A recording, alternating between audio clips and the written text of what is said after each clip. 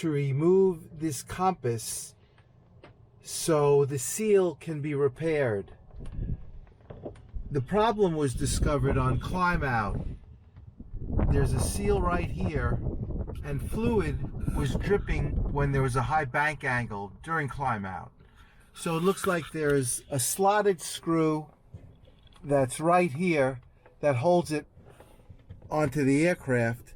And then I'm not sure about this Phillips screw, if that needs to be removed as well.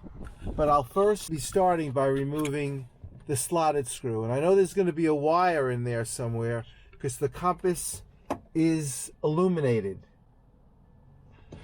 This small slotted screw that was inside this hole of the compass. Apparently there are two slotted screws on either side.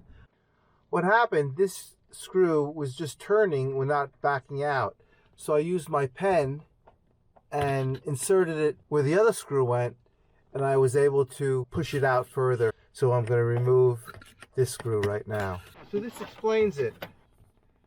This screw is on the left side, this screw is on the right side. Actually, that's not quite a screw, but it's, I don't know the term for it, but the screw on the right fit into that sleeve on the left, and that's what held the compass in place.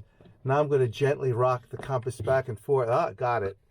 Now I see I have a wire here. So, okay, there's no obvious way to attach this wire, so it looks like I'm going to have to move this Phillips screw in the back.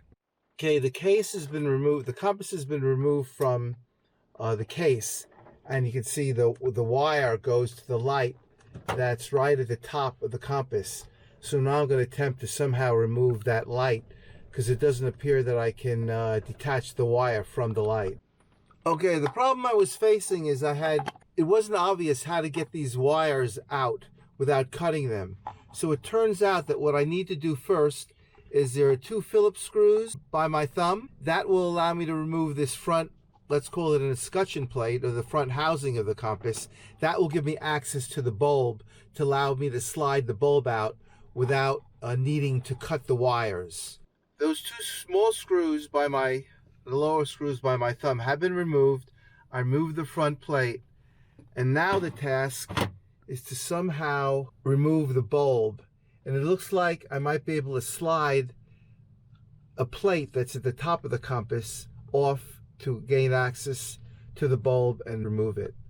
Okay, this little front part that was covering up a screw just slid up, and now I have to get a slotted screwdriver to remove that slotted screw, and I believe that'll allow me to slide the bulb assembly up and out of the compass. And now I'm going to remove that screw. I think it's going to fit. Once that small slotted, looks like almost like a brass screw, was removed, I can pull the whole bulb assembly rearwards, and I can't do that and hold the camera at the same time, so I'll do that and then show you the bulb assembly once it's been removed from the compass housing. All right, this view shows I'm just about to remove the wires from the slot in the top of the compass, thereby freeing the body of the compass from the airplane. Okay, the light and the electrical assembly has been removed from the body of the compass, and now the compass can be worked on to replace the seals. What was happening was, at a high bank angle, there was fluid leaking. It would be this way climbing out of the airport, but I see no fluid leaking right now. Maybe it's everything that was going to leak out has already leaked out. But the fluid level in the compass looks on the low side.